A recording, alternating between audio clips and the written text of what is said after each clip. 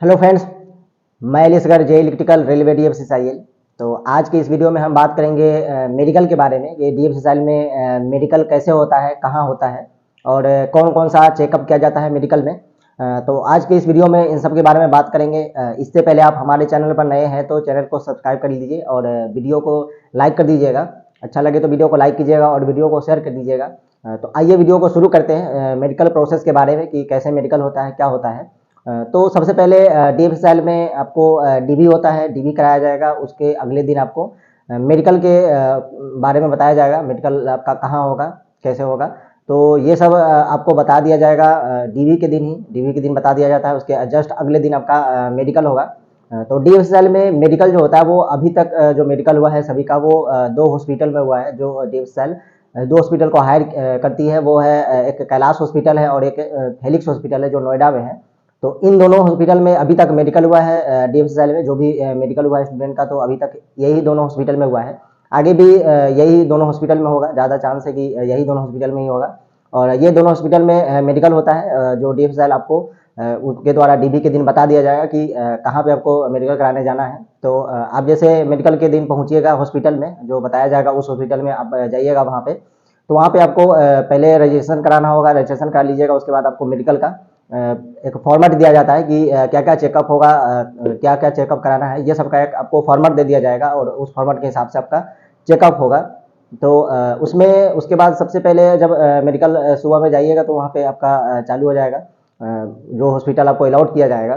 तो उसमें आप सबसे पहले यूरिन का टेस्ट होता है, यूरिन का टेस्ट होता है, यूरिन आपको लेकर देना होता है। तो आप यूरिन का टेस्ट होगा, जो रिपोर्ट बाद में आता है आपको दे के सैंपल सिर्फ दे देना है, जो रिपोर्ट बाद में आएगा तो वो रिपोर्ट दे देना रहता है। उसके बाद यूरिन के बाद आपका बीपी चेक होगा। बीपी चेक करने के बाद जैसे BMI का टेस्ट होता है, बीपी ब्लड प्रेशर चेक होगा। उसके बाद BMI होता है जो हाइट और वेट चेक किया जाता है। तो हाइट और वेट चेक किया जाएगा, उसमें आपका जो है वो ये ज़रूरी नहीं है कि हाइट और वेट के अकॉर्डिंग होना ही चाहिए। BMI चेक किया जाता है, एक जस्ट फॉर्मेट है जो लिया जाता है। लेकिन हाइट और वेट में किसी को छांटते नहीं है। ये बहुत सारा क्वेरी जाता है कि क्या वेट का भी क्राइटेरिया है, तो वेट का कोई क्राइटेरिया नहीं है। वेट में किसी को नहीं बाहर करते हैं और हाइट में भी किसी को बाहर नहीं करते हैं। एक फॉर्मेट है जो लिया जाता है उसमें, तो ऐसे ही लिया जाता है लेकिन बाहर किसी को नहीं करते हैं। उसके बाद आपका कान का टेस्ट किया जाएगा, जो कान सही है कि नहीं, आप सही से सुन पाते हैं कि नहीं, तो उसका टेस्ट किया जाएगा। उसके बाद आपका एक्सरे लिया जाएगा। जैसे एक मशीन होता है, मशीन से एक्सरे लिया जाता है, वो आपको शर्ट उतरवा दिया जाएगा।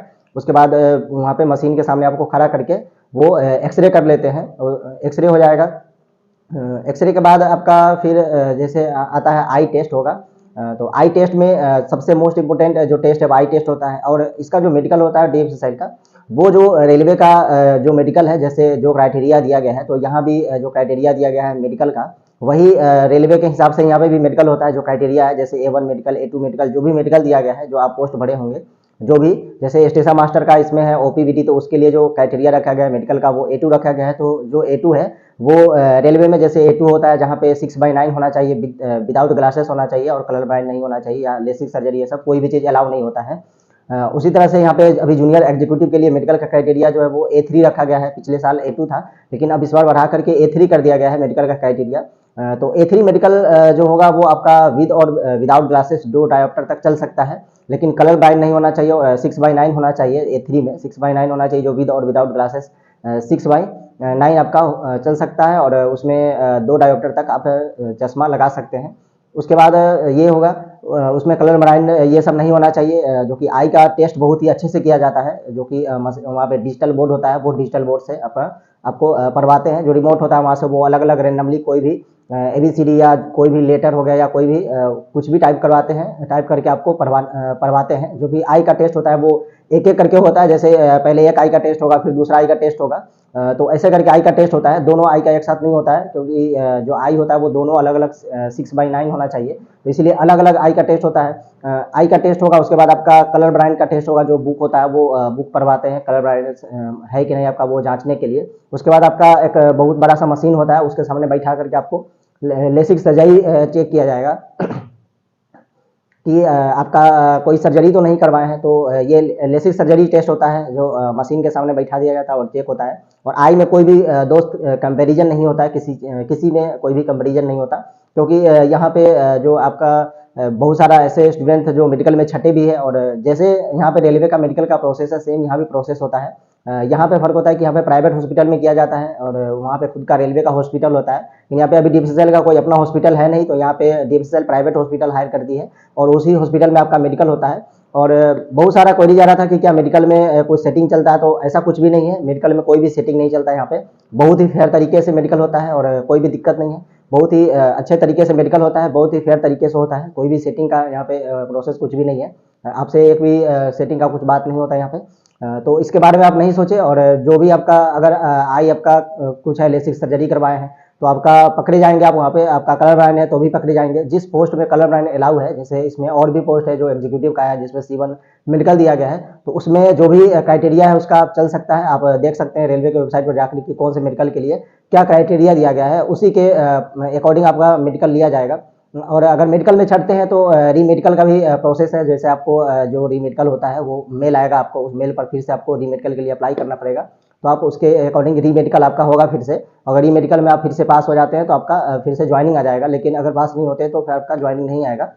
तो ऐसे ही मेडिकल होता है। तो ज़्यादा हार्ड कुछ भी नहीं, सिर्फ आई का जो टेस्ट होता है वो अच्छे से किया जाता है यहाँ पे। और जो टेस्ट होता है वो बहुत ही नॉर्मल टेस्ट होता है। और जो भी जैसे यूरिन टेस्ट है उसे पता लगा लेते हैं। यहाँ पे ब्लड टेस्ट नहीं होता है। और भी जो टेस्ट सब टेस्ट हो जाने के बाद आपको एक जनरल डॉक्टर के पास भेजा जाएगा, जो जनरल डॉक्टर पूछते हैं कि कोई भी प्रॉब्लम तो नहीं है। जैसे और भी टेस्ट के लिए वो टेस्ट तो करते नहीं है, ऐसे जनरली वो पूछ लेते हैं, जैसे हाइड्रोसिल के बारे में, प्राइस के बारे में, तो ये सब के बारे में वो जनरली पूछ लेते हैं। ऐसा कपड़ा उतार के यहाँ पे देखने का कोई सीन नहीं है यहाँ पे। तो वो सिर्फ एक जनरल डॉक्टर होते हैं जो ऐसे ही पूछते हैं आपसे कि ठीक तो है ना सब चीज़, तो वो बता दीजिएगा, बता ही सकते हैं।